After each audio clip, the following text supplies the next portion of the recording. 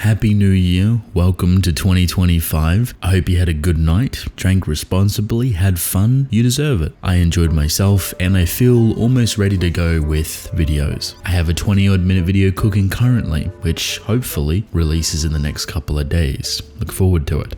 What a way though to start off the year. The first day, fresh into 2025, a Chainsaw Man chapter, and a weird one at that. Sometimes I just sit back and I think, you know what, Fujimoto, do what you're gonna do. Give me your worst. Give me your most complex, your most crazy. And what do we get? A situation that is basically identical to the prior, but now we just have another element of weird. Truthfully, I don't know what Fujimoto is trying to do. I don't know how long this story is going to go for. I thought he would start to speed up and kind of closely bring it to a conclusion, which still could somewhat be the case, but now I'm not too sure. Because what chapter is this? 188? We're almost another 100 chapters from the previous part, and the reason I mention it, Fujimoto has this weird affliction when it comes to his stories having 100 plus chapters. It's a very weird, odd statement I believe that he made very many years ago, and I don't know how true it still sticks. But even just looking at it in hindsight, it's kind of funny, ending Chainsaw Man before chapter 100, only to then produce another 100 plus chapters in a completely different magazine, and almost in a completely different style.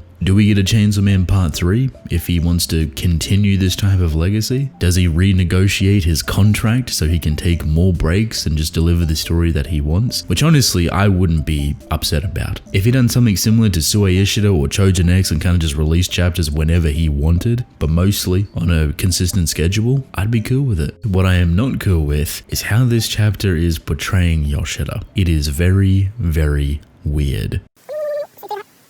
Let me get the elephant out of the room. Why on earth is Yoshida getting thrown up? It's meant to be a devil, right? So why human form Yoshida? So now this runs down the idea of, well, maybe he's a hybrid, or maybe he's a fiend, or maybe his contract does this or that. Honestly, I'm not really sure. This does add a whole new kind of mystery element to Yoshida, which is one side of it, but the other side could be as simple as Pochita also ate Yoshida at the same time. And I don't really know how that would work in favor of devil erasure and disconnecting contracts and this and that, yada yada, like two separate beings being disconnected because they're both erased. Would that erase a contract? I would assume so. So if you thought similar to myself, that maybe just a human Yoshida was erased as well, perhaps it's not the case here. Perhaps he is a hybrid or a fiend or something else entirely, but we won't know that answer until we get back to the real world because devil powers can't be used.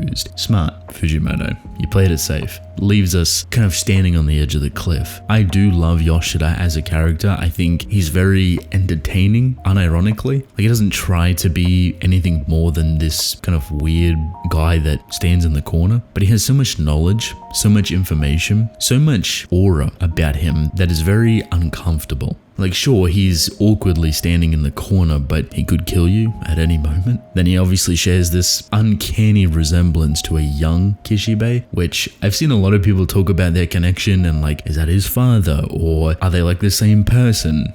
Did they spawn from each other? Which I find hilarious, but knowing how Fujimoto functions, I wouldn't put it in the realm of impossibility. Sure, it might sound like a very crazy idea that Yoshida and Kishibe are the same person, but I mean, if anyone could write that to be possible, even though they've shared the same space on panel, maybe some devil-like copycat ability, it would be Fujimoto. Which would be crazy if he did have some sort of mimic octopus camouflage ability, or like he could create clones, because then we could go into a whole situation with fake Chainsaw Man and maybe that being Yoshida as well, because that was never truly given to us in a clear way. There is observations, there is ideas that come from it, which makes sense now that you know the full picture of that scenario. But really though, maybe it's more complex. Maybe it's Yoshida, maybe it's a camouflage, maybe it's a mimic. I don't really know. Don't think too hard about it. It's just a funny idea. Suck them like they've never been sucked before. There is a couple of things in here that have me sus. Firstly, Yoshida's reaction to Asa's arms is kind of odd, and that could be me overreaching. He seems weird about it. I'm not too sure why. A part of me thought that it had to do with a bigger situation, maybe when it comes to the prophecy itself and like what war is capable of, and you know, him realizing that having both arms back means that she has procured, tank and gun, etc., right? Which he would not know about, and that could still be the case. But then on the other hand, maybe it has something to do with Yoshida acknowledging that Denji acknowledges that Asa and War are the same thing. And the only reason I even mention it like that is because right after Yoshida mentions that Asa has both her arms, Denji goes on to sprout the silliest thing, the dumbest thing that you would even think of, saying that arms can just regrow sometimes. Clearly he has not clocked that Asa is obviously devilly infused, so maybe that's Yoshida's concern, which the story is purposefully, heavily playing into the fact that these two just cannot make it click, putting that space, that distance between them. One day, Denji might acknowledge it, he might figure it out, and that will be a big situation, albeit probably not good.